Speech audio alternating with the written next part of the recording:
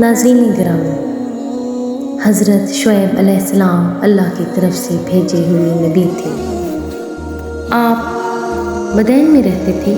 مدین کے بارے میں کہا جاتا ہے کہ حضرت ابراہیم علیہ السلام کے ایک صاحبزادے جن کا نام مدیان تھا، ان کی اولاد اس شہر میں آباد ہو گئی، اس لیے مدین کہا جانے لگا۔ آپ بھیڑ بکریاں پالتے، انہیں بیچ کر روزی کماتے تھے۔ آپ علیہ السلام اللہ کی عبادت میں رات دن مصروف رہتے، لوگوں میں تبلیغ کرتے۔ حضرت شعیب علیہ السلام کی قوم میں بہت سی بیماریاں اور برائیاں پیدا ہو چکی تھیں۔ وہ جھوٹ بولتے، لوگوں کا حق غصب کرتے، کمزوروں کا مال چھین کر اپنا پیٹ بھرتے، بتوں کی پوجا کرتے، زمین پر فساد برپا کرتے، ناپ تول میں کمی کرتے، جب کسی کی کوئی چیز دینا چاہتے تو کم دیتے، جب کسی سے کچھ لینا ہوتا تو زیادہ سے زیادہ وصول کرتے۔ اس گمراہ قوم کو راہ راست پر لانے کے لیے اللہ نے حضرت شعیب علیہ السلام کو مبعوث فرمایا۔ آپ علیہ السلام لوگوں کو نیک عمل کرنے کی تلقین کرتے، جب کسی سے بات کرتے تو اچھے اور سلجھے ہوئے انداز میں بات کیا کرتے تھے۔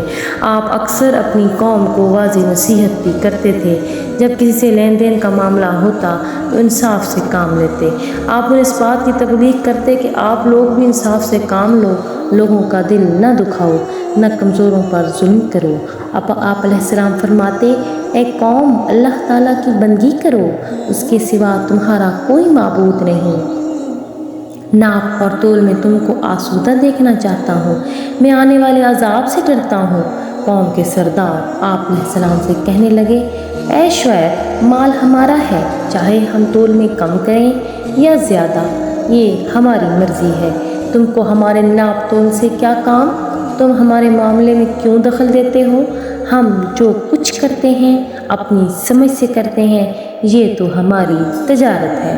آپ علیہ السلام قوم کی باتیں سن کر فرماتے، اے قوم، ایسی باتیں نہ کرو، یہ تو سراسر اللہ کی نافرمانی ہے۔ تم نے اللہ کی نافرمان قوم کا حال تو سنا ہوگا کہ کس طرح ان پر اللہ کا عذاب نازل ہوا۔ قوم ہود پر، قوم نوح پر، قوم صالح، قوم لوط کا جو حال ہوا وہ ہم سے پہلے زمانہ دور نہیں۔ یہ بات ہم سب جانتے ہیں کہ یہ قومیں کس طرح برباد ہوئیں۔ ان باتوں کا جواب دو، کیا ان قوموں نے سچائی کو ٹھکرایا نہیں تھا؟ کیا ان پر اللہ کا عذاب نہیں آیا تھا؟ اگر تم نے بھی سچائی کو ٹھکرایا تو تمہارا حشر بھی پچھلی قوموں جیسا ہوگا اور تم لوگ بھی ضرور عذاب میں گرفتار ہوگے۔ اگر تم یہ چاہتے ہو کہ تم پر اللہ کی رحمت ہو تو تم لوگ پروردگار کی طرف رجوع کرو، اپنے گناہوں کی معافی طلب کرو، بے شک میرا رب بہت مہربان اور محبت والا ہے۔ آپ علیہ السلام نے فرمایا، اے برادران قوم، اللہ کی بندگی کرو، اس کے سوا تمہارا کوئی معبود نہیں ہے۔ تمہارے رب کی طرف سے صاف رہنمائی آ گئی ہے۔ سیدھا راستہ یہ ہے کہ جب وزن کرو تو پورا وزن کرو اور اس میں کمی نہ کرو، زمین پر فساد برپا نہ کرو جب کہ اصلاح ہو چکی ہے اور اس میں تمہاری ہی بھلائی ہے۔ اور اگر تم واقعی مومن ہو اور زندگی کے ہر راستے پر رہزن بن کر نہ بیٹھ جاؤ، جو لوگ خدا پر ایمان لائے ہیں انہیں خوفزدہ نہ کرو، جو لوگ خدا کے راستے پر چلتے ہیں ان کو نہ روکو۔ حضرت شعیب علیہ السلام کی جن جن باتوں کی تبلیغ کیا کرتے تھے، ناظرین گرامی، وہ قوم کو یہ سب باتیں معلوم ہوتی تھیں، لیکن شعیب علیہ السلام کی قوم تجارت پیشہ تھی۔ وہ تجارت میں بددیانتی کرتی، ناپ تول میں کمی کرتی۔ ان کی ان خرابیوں کو روکنے کے لیے اللہ نے اس قوم کی طرف حضرت شعیب علیہ السلام کو مبعوث فرمایا۔ قوم کے سردار حضرت شعیب علیہ السلام کے دشمن بن گئے، انہیں اپنی سرداری پہ گھمنڈ تھا۔ آپ علیہ السلام کی تبلیغ کے جواب میں سردار کہتے کہ ہم تجھے اور ان لوگوں کو جو تجھ پر ایمان لائے ہیں اپنی بستی سے نکال دیں گے۔ تم کو اور تم پر ایمان لانے والوں کو ہماری باتیں ماننا پڑیں گی۔ ہم جسے پوجتے ہیں تمہیں بھی پوجنا ہوگا، جو ہم کرتے ہیں تمہیں بھی وہ کرنا ہوگا۔ حضرت شعیب علیہ السلام نے جو جواب دیا کہ ہم سے زبردستی منوایا جائے گا تو اللہ کی طرف ہیں، ہمارے رب کا علم ہر چیز پر حاوی ہے۔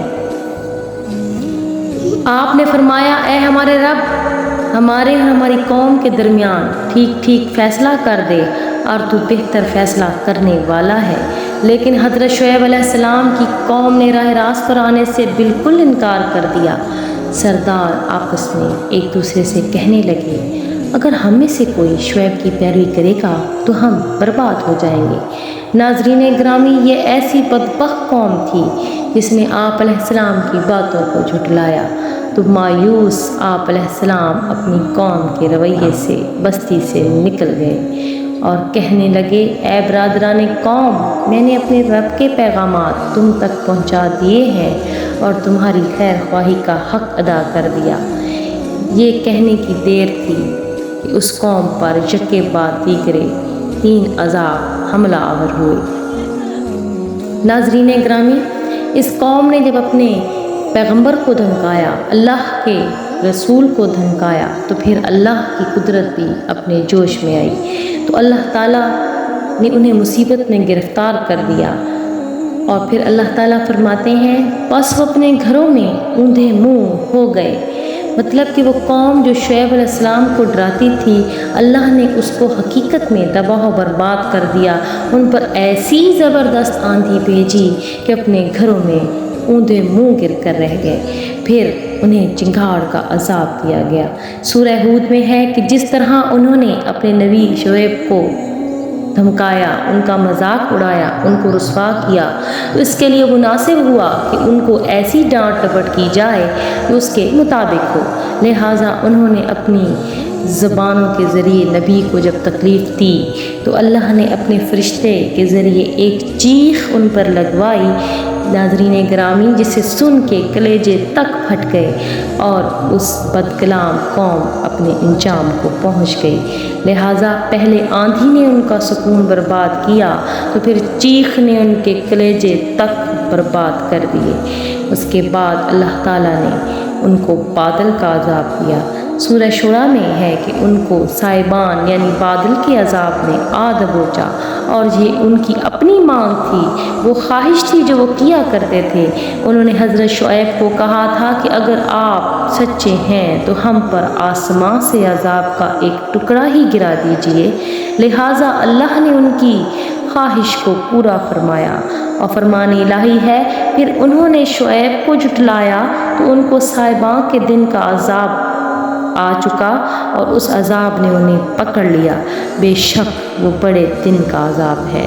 ناظرین گرامی، یہ جو آفت ان کو آئی اور اللہ تعالیٰ نے ان پہ نازل کی، کسی قوم کو یکے بعد دیگرے 3 عذاب نہ دیے گئے جو حضرت شعیب علیہ السلام کی قوم کو دیے گئے، تو یہ ثابت ہوتا ہے کہ جو قومیں اپنے پیغمبروں کی عزت نہ کر سکیں، ان کی بات سے آگے بڑھیں اور اپنے رب کے حکم کی روگردانی کرتی رہیں، وہ اپنے انجام کو پہنچیں۔